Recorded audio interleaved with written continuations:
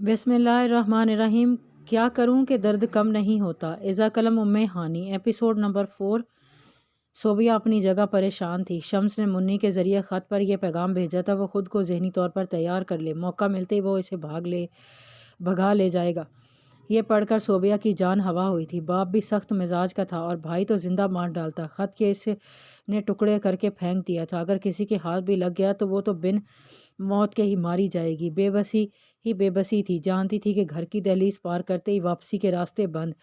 इतनी बेबसी थी कि वो रोने लगी। भागना नहीं चाहती थी, ना ही बाप भाई की इज्जत से खेलना चाहती थी। लेकिन यह भी सच था कि शम्स की मोहब्बत में जिस कदर आगे जा चुकी थी, इससे भी बेवफाई नहीं कर सकती। शशो पंज में मुब्तला थी।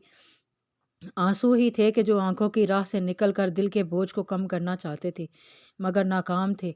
अब्दुल बासित कमरे में दाखिल हुआ तब भी आरा का सांस बुरी तरह से फूला हुआ था। वो लंबे लंबे सांस लेकर खुद को इत्तदाल पर लाने की कोशिश कर रही थी।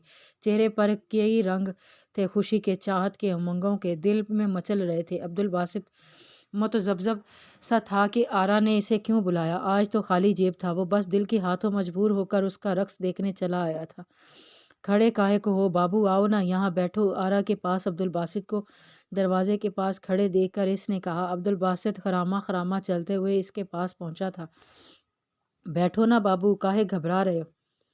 आरा उसके चेहरे की परेशानी भांप कर बोली थी। वो जी आज सिर्फ रक्स देखने आया था, पैसे नहीं हैं जी मेरे पास।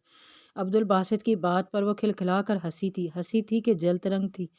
आज वो आधे घूंघट में नहीं थी। बैठ जाओ बाबू, बाबू आरा के मेहमान हो तुम। आज के बाद पैसों की बात ना करना। अब्दुल बासित इसे हैरत से देखता हुआ इसके सामने बैठ गया। जी मैं समझा नहीं बाबू, आज के बाद तुझे इजाज़त है, बिना रुपया आना दिए तू मेरे पास आ सकता है। अम्मा से कह दूंगी, मैं तुझे कभी ना रोकेगी। लेकिन मुझ पर यह मेहरबानी क्यों, किस वजह से? अब्दुल बासित के चेहरे पर हैरानगी के सिवा कोई दूसरा तासुर नहीं था। बस आरा को अच्छा जो लगा है तू, इसलिए। आरा के मुंह से यह सुनकर अब्दुल बासित के चेहरे पर मुस्कान सी आ गई। मुझ में भला अच्छा क्या था? मैं तो आपके हुस्न पर पैसे भी वारने के काबिल नहीं कि हुस्न का सदका ही उतार दूं। अब्दुल बासित ने ताज्जुब से कहा। तुझे क्या खबर बाबू कि आरा के लिए तू क्या हो गया है? पैसे लुटाने वालों के पास तो सिर्फ लाल नोट है ना, जो वो लुटाते हैं। तेरे पास तो बड़ा खूबसूरत दिल है, बड़ी पाकीज़ा नज़र है। तू देखता है तो लगता है इज्जतदार हूँ मैं, तो बात करता है तो लगता है बड़ी मोतबर हो गई है आरा। यहाँ रहने वाली औरत पर नोट तो सब लुटाते हैं और बदले में लूट कर चले जाते हैं। लेकिन तू तो कुछ और ही है बाबू। तूने तो मुझे आरा समझ नहीं पा रही थी कि दिल की कैफियत को कैसे बयान करे। मैं क्या दे सकता हूँ किसी को? अब्दुल बासित इससाया मुस्कुराया था। खाली जेब इंसान की औकात ही क्या होती है? कुछ भी तो नहीं। अच्छा चल ये बता, मैं तुझे अच्छी क्यों लगी? छोरियां तो और भी बहुत सी हैं यहाँ और सारी ही हसीन है। बड़े इश्तियाक से इसने पूछा था। आरा की आंखों में अजीब सी चमक थी। मैं आपके अलावा किसी को देखा ही नहीं। आप पर नज़र पड़ी तो फिर पलटना भूल गई, किसी और की तरफ उठी ही नहीं। अब्दुल बासित ने सच कहा था। आरा की मुस्कुरान पर डिंपल गहरा हुआ था। अब्दुल बासित की नज़र डिंपल पर थी। नाम काहे है तेरा? दूसरा सवाल इसे भी ज़्यादा बेताबी से पूछा गया था। अब्दुल बासित। इसका नाम सुनकर आरा धीमे से मुस्कुराई थी। लंबा चौड़ा नाम है, पक्का मौलवियों वाला जैसा। आरा की बात पर वो मुस्कुराया था।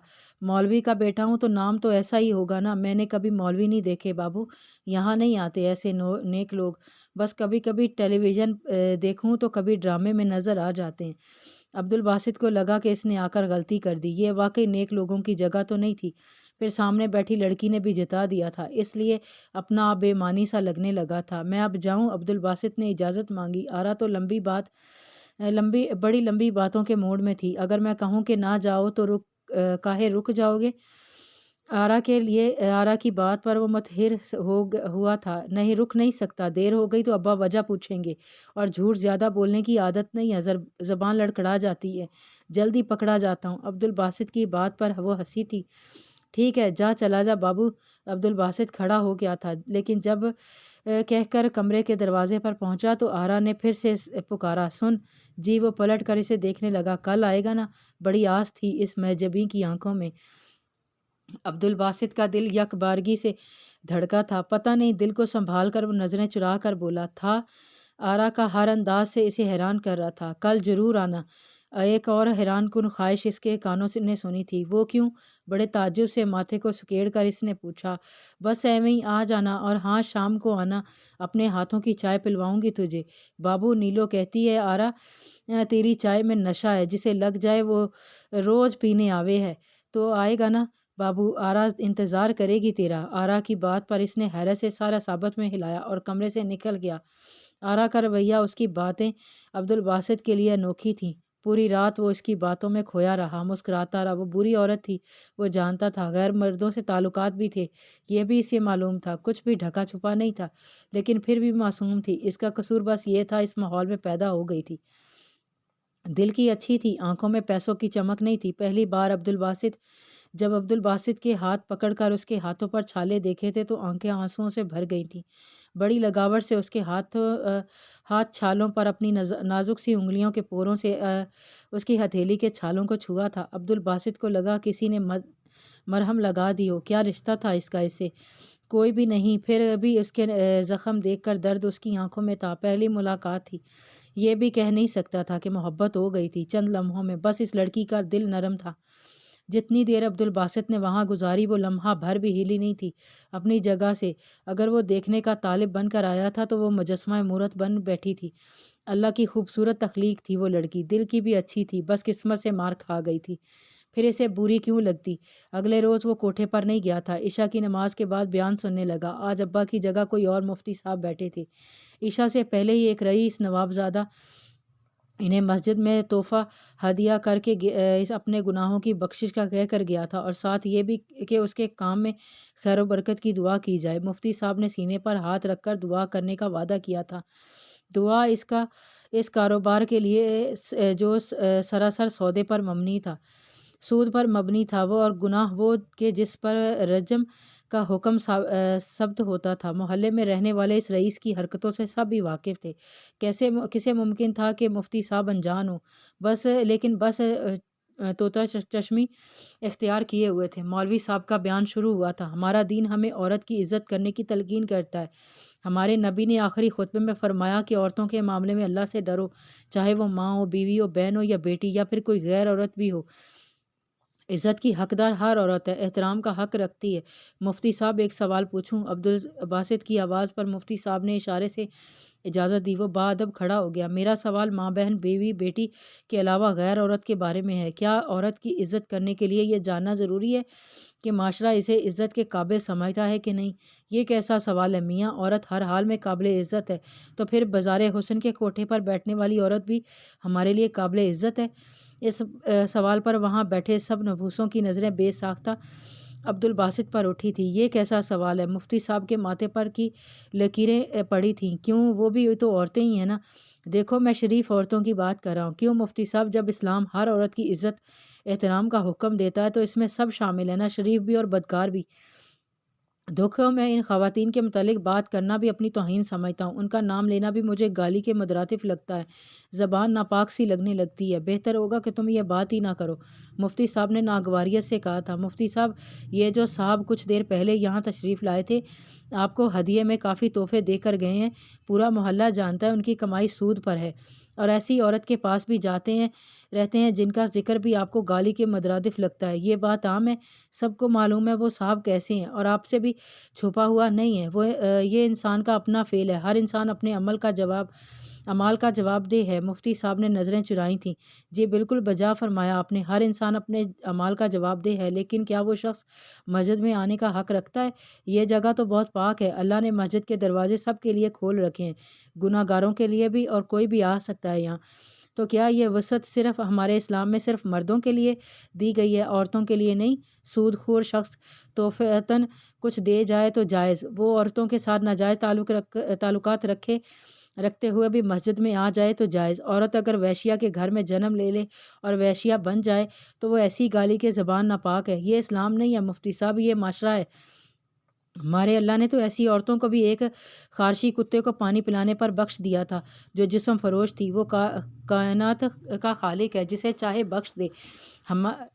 میرے رب نے تو کفن چوروں کو بھی بخش دیا ہے۔ جی ہاں، ٹھیک کہا آپ نے، وہ کائنات کا تخلیق کار ہے، جو چاہے کر دے، جسے چاہے بخش دے۔ ہمارے نبی پاک صلی اللہ علیہ وآلہ وسلم نے بھی زناکار عورتوں کے ساتھ حسن سلوک فرمایا ہے۔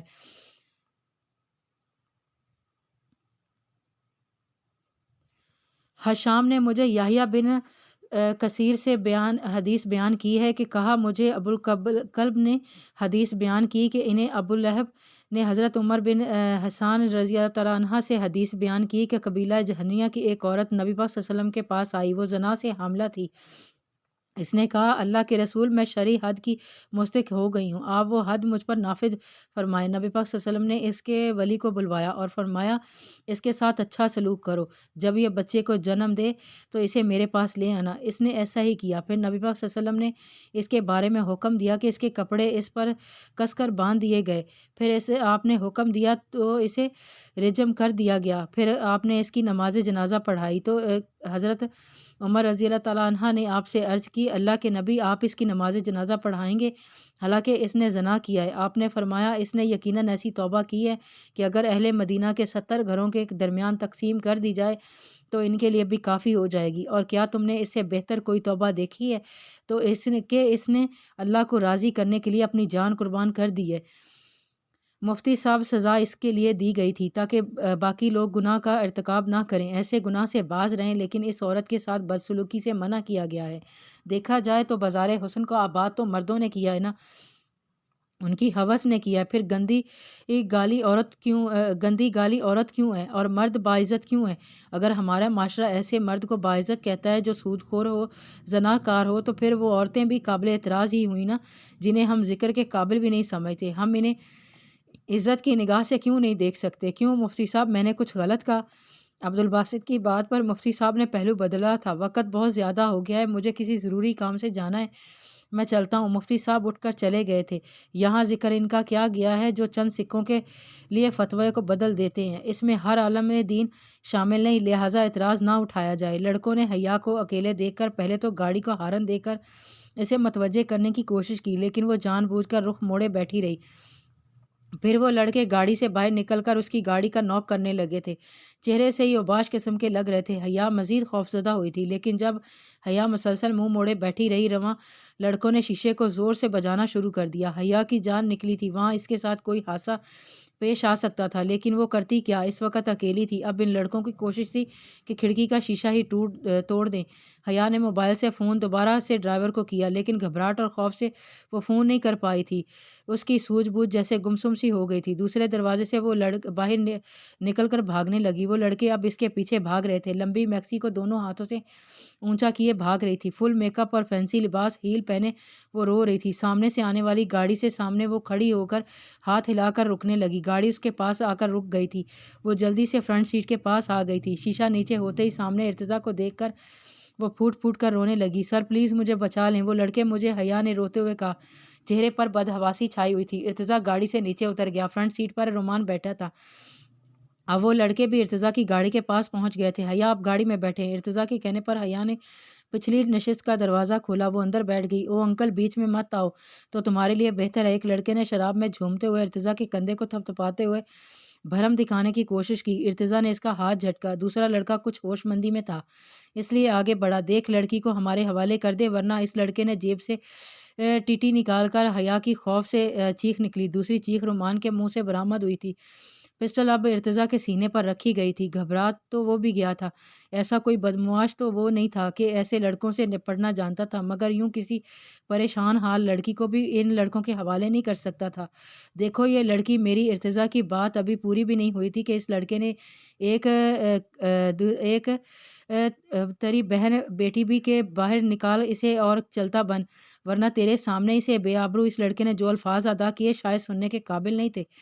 ارتضیٰ شاید ہوش مندی میں یہ سب نہ کرتا جو ان کے گھٹیا الفاظوں کی وجہ سے طیش میں آ کر گیا تھا۔ اس نے بنا آؤ دیکھے نہ تاؤ دیکھے انہیں مارنا شروع کر دیا تھا۔ شرم نہیں آتی ایسی بےہودہ بکواس کرتے ہوئے وہ لڑکے جب پہلے ہی نشے میں تھے، اس لیے اچانک سے پل پڑنے والے مکھوں کی تاب نہ لا پائے تھے۔ پسٹل بھی ہاتھ سے گر چکا تھا۔ جیسے ہی وہ لڑکے کچھ دور جا کر گرے، ارتضیٰ نے وقت ضائع کیے بنا گاڑی کا فرنٹ ڈور کھولا اور گاڑی میں بیٹھا۔ بیٹھتے ہی گاڑی سٹارٹ کر کے اس کی سپیڈ بڑھا دی۔ گاڑی منٹوں میں چرچراتے ٹائروں کی آواز سے آگے بڑھ گئی تھی۔ حیا کا رکا ہوا سانس بحال ہوا تھا۔ رومان تو ابھی تک اسی ورژن میں تھا۔ کچھ پل کسی کو کسی بات کا ہوش نہیں رہا تھا، لیکن 5-10 منٹ کی ڈرائیو کے بعد ارتضیٰ نے ہی خود کو سنبھالا تھا۔ حیا کون تھے یہ لڑکے اور آپ اس وقت یہاں کیا کر رہی تھیں؟ لہجے میں واضح سختی تھی۔ حیا کی تو اپنے اس سر کے سامنے پہلے ہی خوف سے جان نکلتی تھی اور اس وقت تو وہ پہلے سے اچھی خاصی حواس باختہ ہو گئی تھی۔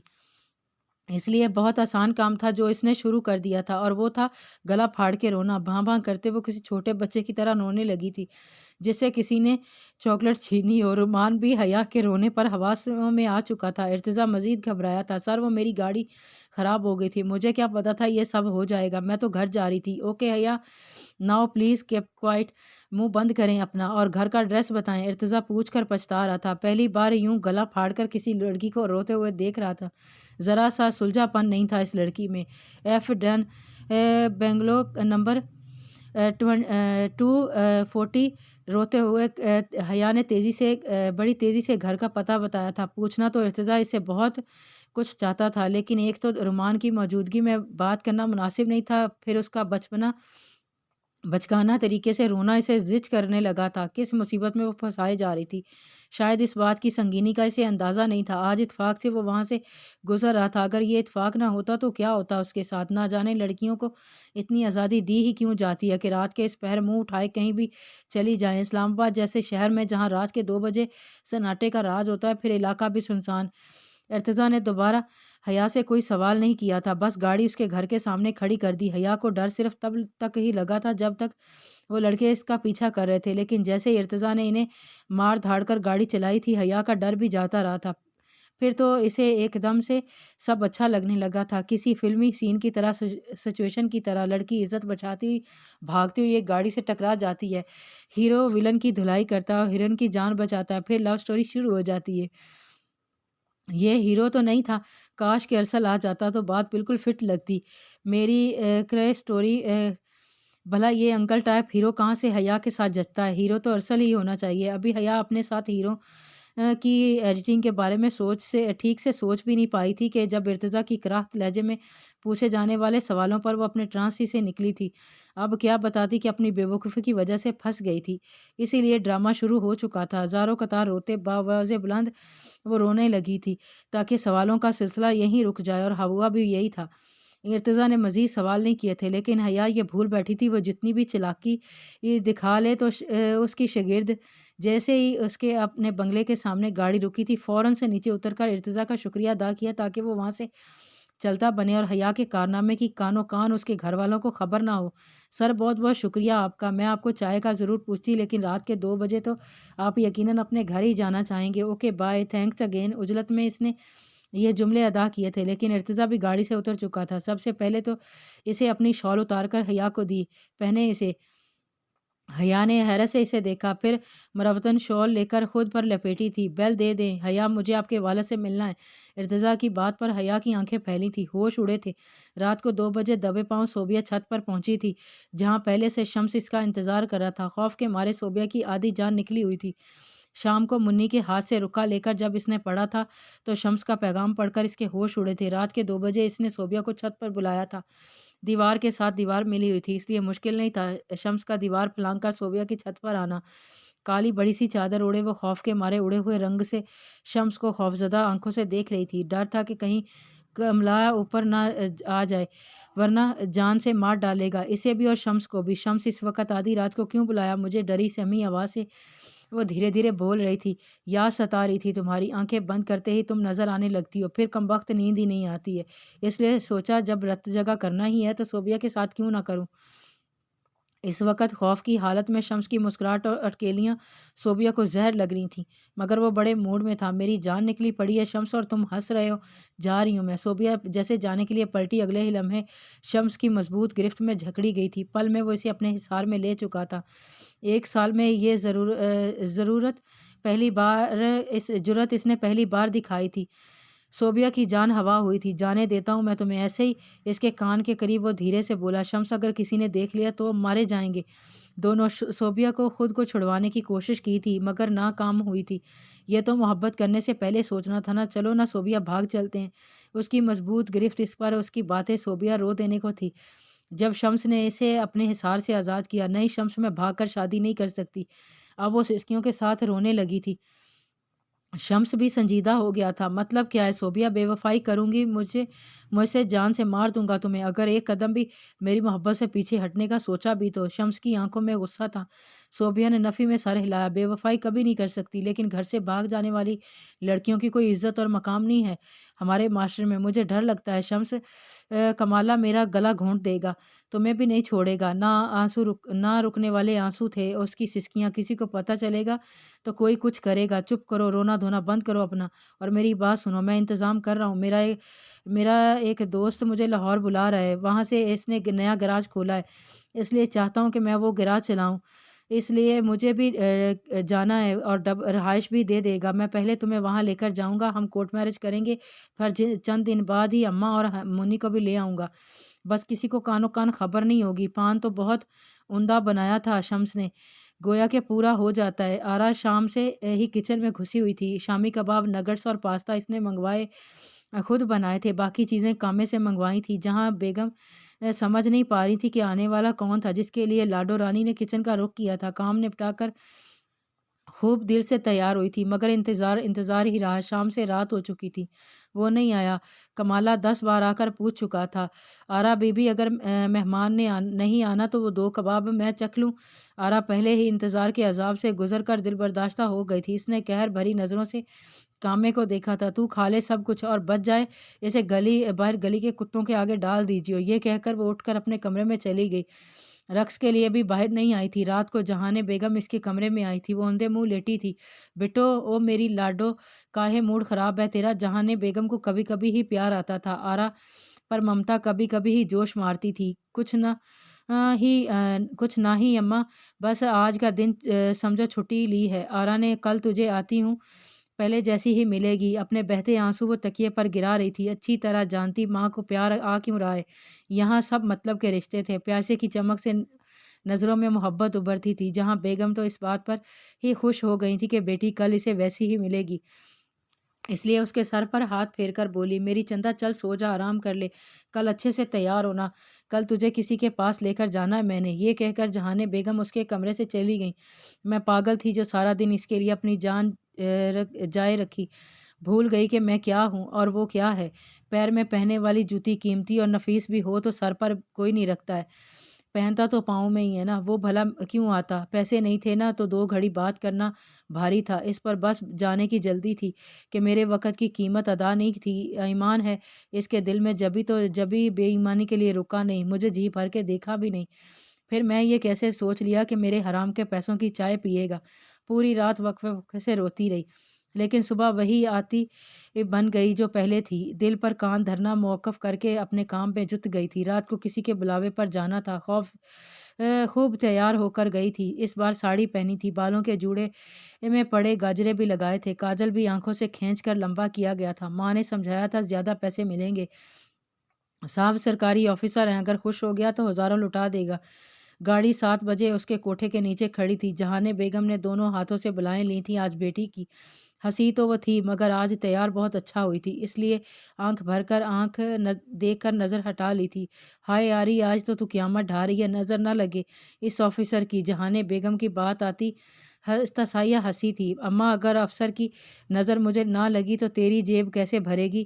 یہ دعا مت دیا کر۔ یہ کہہ کر وہ سیڑھیاں اتر گئی۔ گاڑی لاہور کے ایک شاندار ہوٹل کے سامنے رکی تھی۔ वो खामोशी से नीचे उतर गई। गाड़ी के ड्राइवर ने पूरे रास्ते इसे देखता रहा था। यह भी आम सी बात थी, जहाँ से वो आई थी वहाँ कौन नज़रों को झुकाता है। जहाँ जा रही है, जिस लिए जा रही है, इसे ड्राइवर कौन सा अनजान था। इसलिए अपनी हमराही में एक कमरे के सामने ले जाकर रुक गया था। साहब अंदर है, ये कहकर चला गया।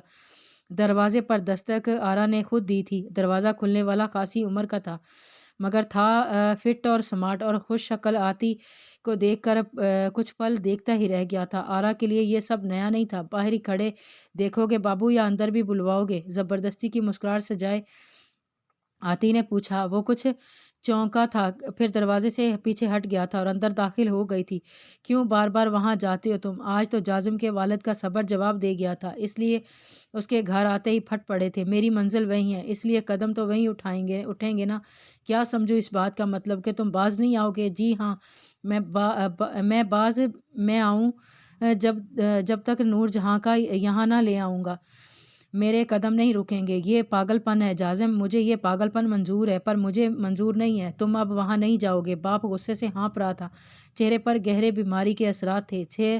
सेहत दिन ब दिन गिरती जा रही थी। इस पर बेटे के जुनून ने अजियत दोहरी कर दी थी। फिर मेरे मरने की दुआ करें। जाजिम ये कहकर अपने कमरे में चला गया। गुस्से को जब्त करते करते अब वो बुरी तरह से हाँफने लगे थे। खांसी का ऐसा दौरा उठा था कि जाजिम फौरन से कमरे से बाहर निकला और सोफे पर दोहरे हुए बुरी तरह से खांस रहे थे। जाजिम ने जल्दी से इन्हें संभाला, भाग कर उनके कमरे से उनकी दवाइयाँ ले आया। इन्हें खुद दवाई पिलाकर काफ़ी देर तक कमर सहलाता रहा। फिर उनकी कुछ तबीयत संभली थी, सांस को हिट गई, लेकिन नकाह से सांस अभी भी फूल रहा था। आपने सुबह से अपनी दवाई नहीं ली बाबा? क्यों? जाजिम ने दवाइयाँ देखी। वो सुबह इन्हें दे कर गया था। वो लगा लें जो जूं की तू पड़ी हुई थी। तुम्हें क्या फ़िक्र है मैं मरूं या जीऊँ? उनकी बात पर जाजिम ने तासुफ से इन्हें देखा। मुझे फ़िक्र नहीं है, मेरे लिए आपके अलावा है कौन जिसकी फ़िक्र करूँगा? काश कि मेरी जान भी आपके जिस्म आ सके तो पल ना लगाऊं देने में, मगर कम वक्त इस पर भी मेरा इख्तियार नहीं है। वो बेबसी से गुस्सा पीते हुए बोला। बस नूर जहाँ को छोड़ दो जाजिम, वो फूले हुए सांसों से बोला। बाबा मुझसे मेरी ज़िंदगी मांग ले, मैं इनकार नहीं करूँगा, मगर इन्हें नहीं छोड़ सकता। दिल के हाथों मजबूर हूँ। बहुत सख्त जान औरत है, नहीं मानेगी। वो धीरे धीरे फूले सांसों के साथ बोला। मैं भी बहुत ज़िद्दी हूँ, पीछे नहीं हटूंगा। अब छोड़ें इस बात को, मैं सूप लाता हूँ आपके लिए। आज के बाद वो अपने सामने खिलाऊंगा। ये कहकर जाजिम वहाँ से उठकर किचन में चला गया। बाप कैंसर की आखिरी स्टेज पर था, लेकिन वो बेबस था। इसका बोन मैरो बाप से मैच नहीं करता था, वरना इन्हें अपनी आंखों से सामने यूं सिसकता हुआ ना देखता। चौथे दिन जाजिम फिर नूरजहाँ के कोठे के पास मौजूद था, मगर अंदर दाखिल होने की इजाज़त नहीं मिली। जाजिम ने गुस्से से कामे की तरफ देखा, जो मुंह में पान चबाते हुए इसे ऊपर जाने की से मना कर रहा था। इसे नज़रअंदाज करके वो सीढ़ियों की तरफ बढ़ा तो कामे ने हाथ बढ़ाकर रास्ता रोक दिया था। नूरजहाँ बेगम ने मना किया है, चल फट अब इधर से। कामे ने आंखों के इशारे से पैक से भरे मुंह को ज़रा सा उठाकर कहा, लेकिन कहीं बोलना पान की भरात बाहर ना आ जाए। ये मेरा और नूरजहाँ बेगम का मसला है, मैं जानूँ और वो जाने। तुम बीच में मत आओ, वरना अखाड़ के फेंक दूंगा तुम्हें। जाजिम की आंखों में कहर उभरा था। देख बबुआ, बड़े ऊंचे हाथ होते हैं इन औरतों के, बड़ी पहुंच है नूरजहाँ बेगम की। एक फ़ोन गंवा दिया ना तो जेल से निकल नहीं पाओगे। कोई तेरी उम्र की छोरी होती तो समझ भी आती। क्यों मरना चाहते इस बुढ़ी खुसट के पीछे? कामे मुंह से ये सुनकर जाजिम की आंखें लहू रंग हुई थीं। फिर तो इसने ये ना देखा कि जाने लग कहाँ रही है। अंधाधुन मारना शुरू कर दिया था। बहुत से लोग जमा हो गए। शोर शराबे की आवाज़ से कोठे के सेन पर लड़कियां लकड़ी के जाल से नीचे झांकने लगी। नूरजहाँ पुराने गाने टेप रिकॉर्डर पर लगाए सुनने में मगन थी। जब सदाबहार भागम भाग नूरजहाँ के पास आई थी। नूरी बेगम, इस छोरे ने कामे को मार मार कर लहूलुहान कर दिया। अल्लाह कसम, नूरजहाँ जो आड़ी तख्त पर लेटी हुई थी उठ बैठी थी। कौन छोरा? नूरी बेगम, वही सदाबहार जरा सा झिझक। अरे बख्त, मुंह से फूटो। वही वही क्या लगा रखा है तूने? नूरजहाँ उठकर इसी पर भड़कने लगी। नूरी, वो तेरा आशिक। सदाबहार ने नजरें झुका कर कहा। अगले लम्हे उसकी चुटिया नूरजहाँ के हाथ में थी। जो मुंह में आता है बक देती है, जहाँ ने काट डालूंगी दोबारा अगर कहा तो। ये कहकर नूरजहाँ बेगम नीचे उतर गईं। 4-5 मर्दों ने बड़ी मुश्किल से जाजिम से कामे को छुड़वाया था। मुक्कों की वजह से आंख के करीब नील का निशान पड़ चुका था। होंठों से खून पानी की तरह बह रहा था। जाजिम ने दोनों हाथों से वही किया کے دکانداروں نے جھکڑ رکھا تھا۔ نور جہاں قہر برساتی آنکھوں سے اسے دیکھنے لگی۔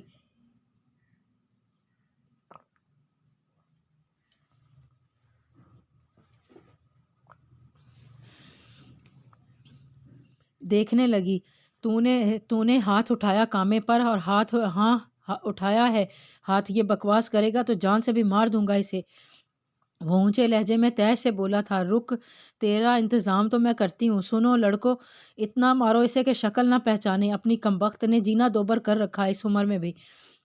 نور جہاں کے کہنے کی دیر تھی، لڑکوں نے جازم کو مارنا پیٹنا شروع کر دیا۔ نور جہاں بیگم اوپر آ گئیں۔ اب کی بار چیخنے چلانے کی آوازیں جازم کے اوپر تک آ رہی تھیں۔ جاری ہے